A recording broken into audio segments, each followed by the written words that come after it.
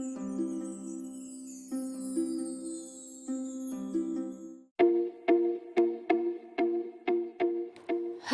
welcome to podcast Kreatif Marketer. Podcast buat kalian yang pengen tahu seluk-beluk dunia bisnis dan marketing.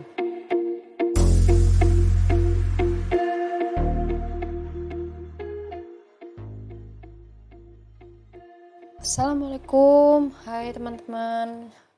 Kembali lagi dan pembahasan kita hari ini tentang perusahaan terkaya sepanjang masa.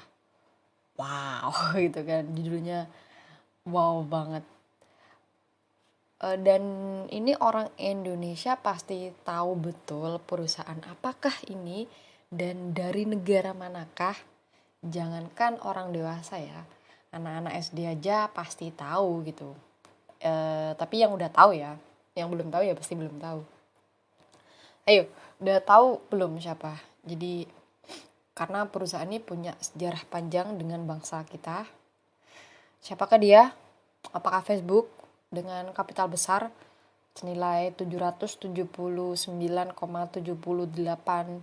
juta dolar? Salah. Google dengan kapital pasar 1,06 triliun dolar? Salah. Atau Microsoft dengan kapital pasar 1,6 triliun? Salah juga. Amazon dengan kapital pasar 1,64 triliun. Salah lagi. Ayo coba kita tebak lagi. Siapa tahu yang ini berhasil. Atau mungkin kalian ngira pasti Apple kan? Ya karena besar banget gitu loh. Kapital pasar Apple ini senilai 2,03 triliun. Pasti itu kan? Bukan. Terus apa dong?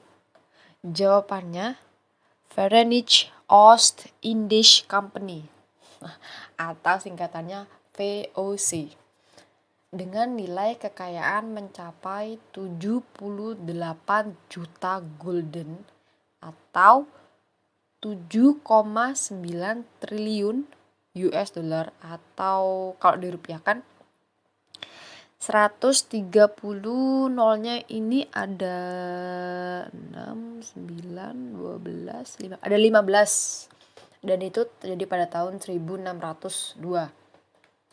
Itu berarti sama seperti 3,9 kalinya Apple, 5 kalinya Microsoft, 7,4 kalinya Google, 4,8 kalinya Amazon atau 10,13 kalinya Facebook. Meski udah bangkrut, sampai sekarang belum ada perusahaan yang mampu menyaingi nilai perusahaan dari VOC ini. Dan pada awal 16, perekonomian Belanda itu nggak terlalu baik ya. Dan selain itu Belanda juga berada di kekuasaan Kekaisaran Spanyol dan berusaha untuk membebaskan diri dari cengkraman Spanyol. Sebelumnya rute perdagangan rempah dari Asia dikuasai dan dimonopoli oleh Portugal. Dan Belanda membeli rempah dari Lisbon. Lisbon ini ibu kota Portugal ya. Dan kemudian menjualnya di sekeliling Eropa dan mendapatkan keuntungan. Jadi kayak dia kulaan gitu di Lisbon, kemudian dijual lagi. Dan ketika Portugal dikuasai oleh Spanyol, hal yang pertama dilakukan Spanyol adalah memotong perdagangan dan melarang Belanda melakukan transaksi jual beli rempah di Lisbon. Otomatis urat ekonomi Belanda terputus dong karena ini satu-satunya hal yang bisa dilakukan Belanda. Maksudnya perekonomian terbesar itu berasal dari penjualan rempah-rempah gitu loh. Dan satu-satunya cara yaitu Belanda harus membangun jaringan perdagangan sendiri jauh ke timur. Pada awalnya pelayaran ini tuh terdesentralisasi ya, artinya setiap perusahaan di Belanda itu berjalan sendiri-sendiri dan akhirnya menimbulkan beberapa konflik ya dan juga persaingan antar sesama. Akhirnya dibentuklah persekutuan dagang yang disebut VOC tadi dengan menyatukan perusahaan besar dagang Belanda di bawah satu perusahaan. VOC adalah satu-satunya harapan Belanda untuk perekonomian negara.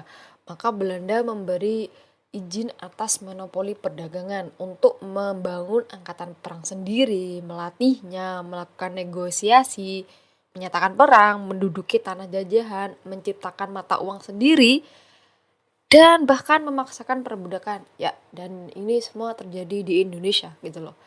Maksudnya kita pernah merasakan, bangsa kita pernah merasakan. Untuk melakukan ekspedisi ini pasti membutuhkan modal yang sangat besar. Tapi VOC mampu menemukan solusi yang cerdik dan kemudian menjadi landasan kapitalisme modern saat ini. Di Amsterdam, VOC membangun sebuah trading house di mana setiap warga negara Belanda yang kaya pada saat itu dapat membeli saham perusahaan VOC dan secara efektif memberikan uang kepada VOC dengan imbalan nanti keuntungan di masa depan.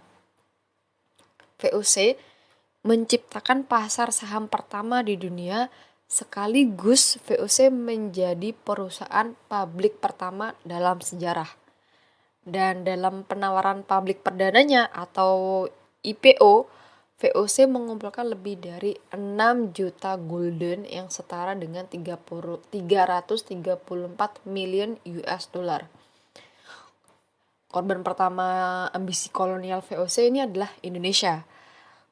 Pada tahun 1611, ini di Jakarta ya, VOC itu membantai penduduk setempat dan membangun perkebunan rempah-rempah yang luas di dekatnya, dengan Pulau Jawa sebagai markas dan menyebar ke berbagai daerah di sekitarnya.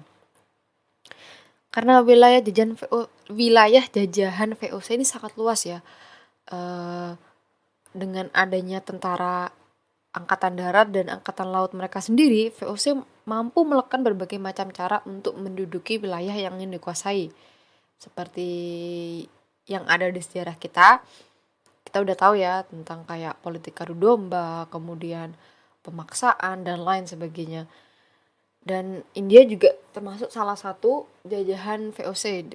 Dan di sana VOC menghasilkan sutra dan kain yang sangat indah, kemudian dikirim ke Jepang untuk berdagang dan mendapatkan pasokan perak.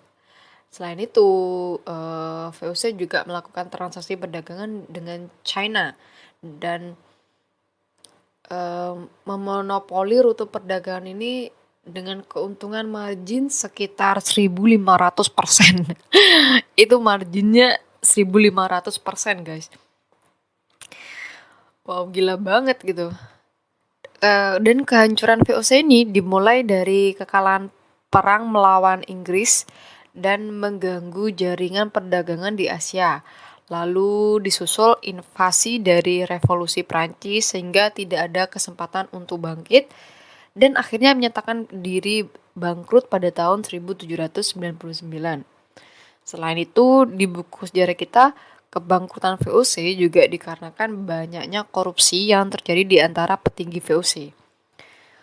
Wow, jadi gimana menurut kalian?